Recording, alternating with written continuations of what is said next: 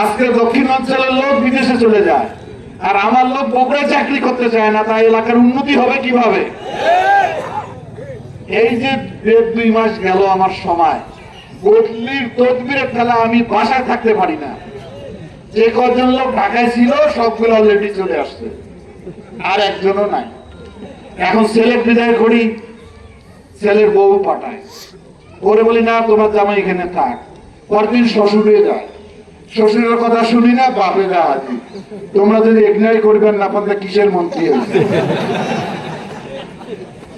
কি মহা বিপদ আমার। আমি বলি রে ভাই, আমি তো একটা লোক মাত্র উত্তরবঙ্গে, তোমরা যদি সবাই চলে যাও আমি কাকে নিয়ে কাজ করব? মানে না, যাদের চাকরি হবে তারা যেখানে নিয়োগ দিবে সেখানেই থাকবেন। আপনার কারণে ফির অন্য লোকের চাকরি হবে না। আপনিও চাকরি ছেড়ে চলে আসলেন, আমার কোঠাটা নষ্ট হয়ে গেল।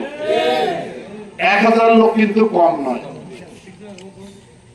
তারপর আর একটা কথা অনেক বলেছি যে সরকার তো শিল্প কারখানা করবে না। আমার এলাকায় প্রচুর কাঁচামাল আছে, আলু আছে, ভুট্টা আছে, আপনি আমার এলাকায় শিল্প কারখানা করেন, ওটা উনি রাজি হয়েছে। উনি সাইড দেখতে আসবেন। সুতরাং যতদিন হবে না ততদিন তো বাইরে যেতে হবে, আর যত বাইরে যাবেন তত তো জানবেন, তত তো শিখবেন। আমি আপনাদের মায়ের পড়ে ঢাকায় রাজনীতি করি নাই, যার জন্য আমার অবস্থান এইরকম। আর যদি আমি ঢাকায় করতাম তাহলে আমার অবস্থান কোথায় যেন বোঝেন, ঘুরে ফিরে বাড়ি আসি। এটা বলে গেলাম। আর একটা কথা বলি, এই যে সরকারের পক্ষ থেকে যে ডেভেলপমেন্ট কাজগুলো আমি শুরু করব, রাস্তাঘাট, ইমারত, প্রত্যেকটা শ্রমিকের কাজ হবে। এখানে রং মিস্ত্রির কাজ হবে, স্যানিটারি মিস্ত্রির কাজ হবে, ইট মিস্ত্রির কাজ হবে, কাঠ মিস্ত্রির কাজ হবে। যে সমস্ত বড় বড় ইমারত হবে, আমি আজকে বলে যাই, ওই সমস্ত ঠিকাদার আমাদের এলাকার যারা যোগ্য থাকবে তাদেরকে দায়িত্ব দিতে হবে। আপনাদেরকে আমি বলে গেলাম, যদি এই ধরনের কেউ আমার এলাকার মিস্ত্রি বা কর্মচারী নিতে অনীহা প্রকাশ করে, গেলে আমার নোটিশে নিয়ে আসবেন। কাজ হবে আমার এলাকার, কাজ করবে আমার এলাকার, প্রচুর কাজ হবে।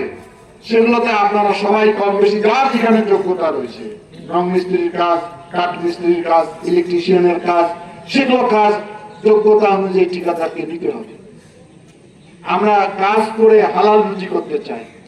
সেখানে বাইরের বহিরাগত লোক এসে আমার এলাকার কাজ করে দেবার, আমার এলাকার লোক আঙ্গুল চষে বসে থাকবে, এই প্রতিনিধি আমি হই নাই। এই মাটিকে ভালোবাসি, মানুষকে ভালোবাসি, মানুষ আমাকে ভালোবাসে, সেই ভালোবাসার প্রতিদান দিব ইনশাআল্লাহ। আমি আর কথা বাড়াতে চাই না। আমি আশা করি একটু ধৈর্য ধরতে হবে, অস্থির হওয়ার কিছু নাই। এখনো মনে হয় সকলের মিশলে আমার কালি কিন্তু মেশে নাই। তার মধ্যে আমাদের লাগাতার সংসদ চলল, সকালে শুরু হয়, রাত 9টা-10টা পর্যন্ত চলে। নানান ব্যস্ততার মধ্যে আছি। আপনারা যে বিশ্বাস নিয়ে, যে আশা নিয়ে, যে দায়িত্ব আমার উপর অর্পণ করেছেন, একটু ধৈর্য ধরবেন। আমি ইনশাল্লাহ ধীরে ধীরে সব কাজ করার চেষ্টা করব। এই জন্য সকলের সহযোগিতার প্রয়োজন হবে। আমরা অনেক জিনিস পরিকল্পনার মধ্যে নিয়ে এসেছি। সবচেয়ে বড় যেটা, সেটা হলো কর্মসংস্থান। আইন শৃঙ্খলার বিষয় রয়েছে, এখানে অনেক মাদক আসক্ত হয়েছে, ক্যাসিনোতে আসক্ত হয়েছে। আমরা শীঘ্রই লালমনিরহাট, আলোকিত লালমনিরহাট কার্যক্রম শুরু করব। ওয়ার্ড কমিটি গঠন হয়েছে, উপজেলা কমিটি গঠন হয়েছে, পৌর কমিটি গঠন হয়েছে, জেলা কমিটি গঠন হয়েছে, এবং নীতিমালাও আমি তৈরি করেছি। এর ফাঁকে ফাঁকে ব্যস্ততার মধ্যে প্রশাসন এবং নেতৃবৃন্দের সঙ্গে কয়েক ধাপ বৈঠক করেছি। আমি সমস্ত রূপরেখা তৈরি করেছি। এই ব্যাপারে সবাই আমাকে সহযোগিতা করবেন। কেননা আমি যত রাস্তায় ভালো করে যে লাইট লাগাচ্ছি, দেখেন আছে কোন জেলায়? এটা তো খালি নমুনা দেখাইলাম। এত সুন্দর করলাম, আর এর ভিতরে যদি মাদকাসক্ত হয়, গাঁজা খায়, জুয়া খেলে, এটার লাভ কি বলে? লাভ হবে কোনো? মানুষকে সুস্থ করতে হবে, আমার মানুষকে ভালো করতে হবে। নাহলে সংসারে শান্তি নাই, পরিবারে শান্তি নেই, বউ বাচ্চার সঙ্গে গন্ডগোল, বাপের সঙ্গে গন্ডগোল, মারামারি, খুনাখুনি, অনেক ঘটনা ঘটে। সুতরাং অবকাঠামোর উন্নয়নের পাশাপাশি মানুষকে ভালো করে তুলতে হবে আমার, সেটা সহযোগিতা করবেন।